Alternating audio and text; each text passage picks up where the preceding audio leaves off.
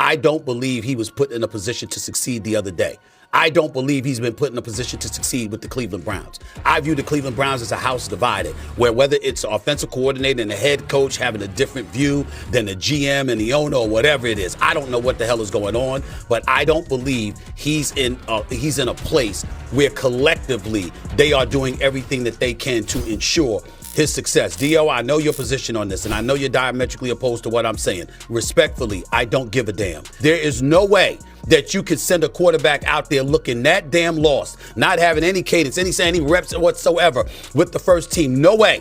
That's what happened. And I don't think that's an accident. Seeing what I saw and looking at how inept a talented quarterback like Shedeur Sanders, at least when I saw him in college, was in his first pro debut. For nearly 3 months, the Cleveland Browns have tiptoed around the inevitable. They rotated veterans, they clung to Dillon Gabriel's calm demeanor, they leaned on the scouting reports, the analytics, the safe choices, anything to delay the moment everyone from Cleveland to Boulder to every corner of football-obsessed America knew was coming. But now, there's no more hiding from it. We're bouncing around it.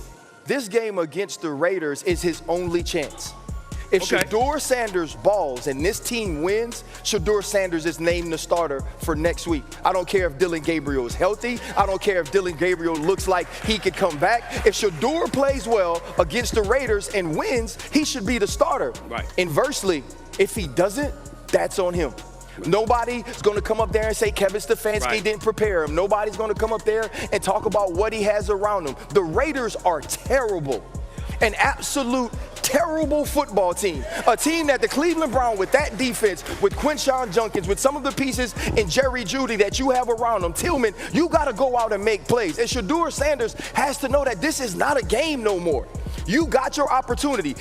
Everybody in this gym been waiting for Shedeur Sanders to play.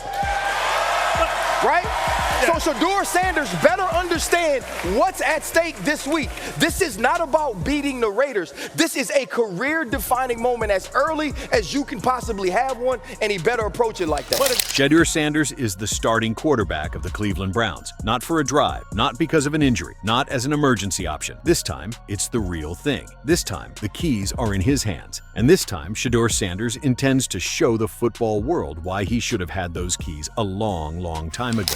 Shedeur Sanders will be starting for the Cleveland Browns this weekend. Good luck, Shedeur. There you go, Shedeur. If you could dream it up, this is the game you want to enter and get an opportunity. So this will be cool. You're going against the team. They know, he knows, the family knows Tom Brady. He has a relationship with there.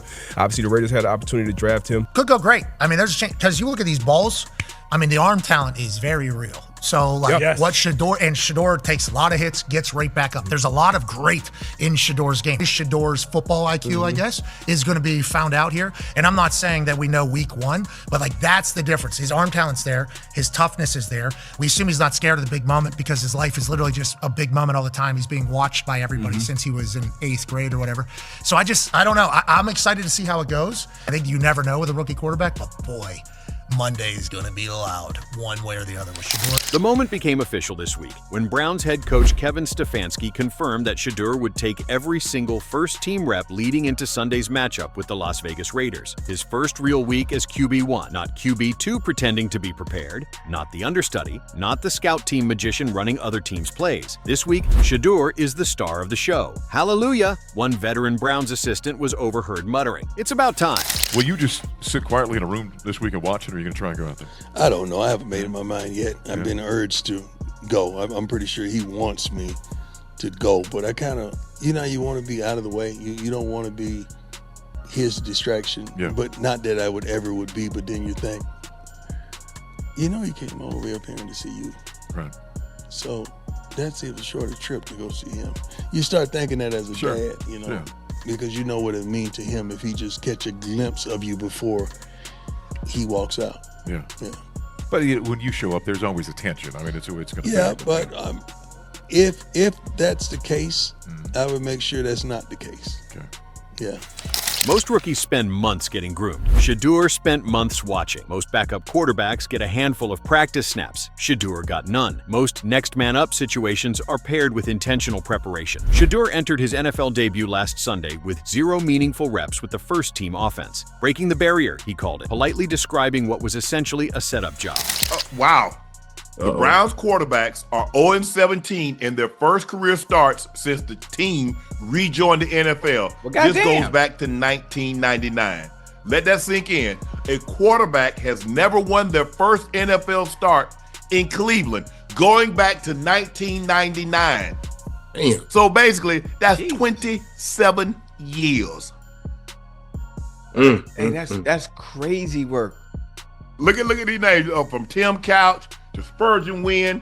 Tom Brady's still mad about that Spurgeon win. Luke McCown, Charlie Fry, Derek Anderson, Brady Quinn, Colt McCoy, Brandon Whedon, Thad Lewis, Johnny Manziel, Connor Shaw, Cody Kessler, Deshaun Kaiser, Kevin Hogan, Baker Mayfield, Dorian Thompson-Robinson, and Dylan Gabriel. Hey, that's crazy, Ocho. Hey, I think that's wild. Maybe they just have bad luck in general. Maybe it's just organizational bad luck. And yet, that's the beauty and cruelty of the NFL. You don't get to choose when your number is called. When Dylan Gabriel went down with a concussion last weekend, the rookie phenom was thrown straight into the Ravens' defensive buzzsaw without warning, without timing, without chemistry, and without practice. Predictably, the numbers were ugly. 4 for 16 passing, 47 yards, 1 pick, 2 sacks, a 13.5 passer rating. But buried inside those miserable stats was something real, something meaningful. Perhaps something Stefanski and the Browns should have recognized long before Gabriel hit the turf. Even with no reps, no rhythm, and no support, Sanders marched the Browns into a position to tie the game late in the fourth quarter. It wasn't pretty. It wasn't clean, but he got there.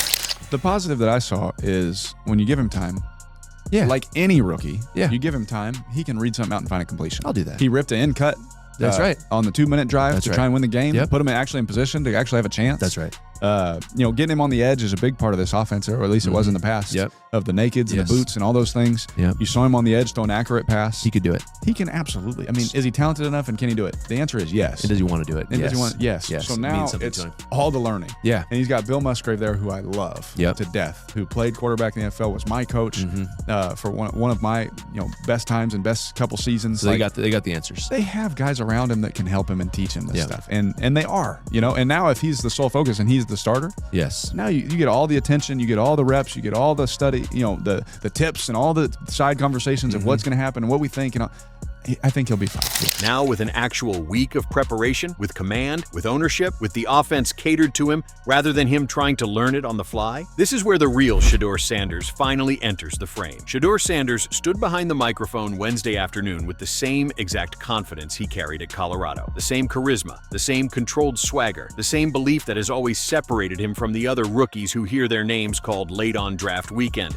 "I know I'm the guy," he said. "I would be doing a disservice to myself and the organization if I didn't feel that way." That wasn't arrogance. That was clarity. Shedeur didn't come to Cleveland to be a spectator. He didn't come here to run the scout team. He didn't come here to be eased along like a nervous apprentice. He came to take a job many believed he should have won months ago. And now, with the Browns officially turning the page, the offense is finally being reshaped around him. For the first time in Cleveland, Shedeur gets to see routes from the release point, not from the sideline. He gets to feel the lineman's sets. He gets to dictate rhythm, not react to it. He gets to build timing with Jerry Jeudy, Elijah Moore, David Njoku, and the playmakers who were strangers to him until 6 chaotic minutes in Week 11 forced them together. "I need to feel it. I need to move around. That's how I learn," Shedeur explained. "This week, I finally get that. And the Browns, willing or not, will finally see what they've been sitting on." Nobody wants to say it out loud, but the shadow is there. Tom Brady, 2001, the injury to Drew Bledsoe. The long shot pick suddenly granted an opportunity he was supposed to be too raw to handle, and the improbable rise that followed. Is Shedeur Brady? No,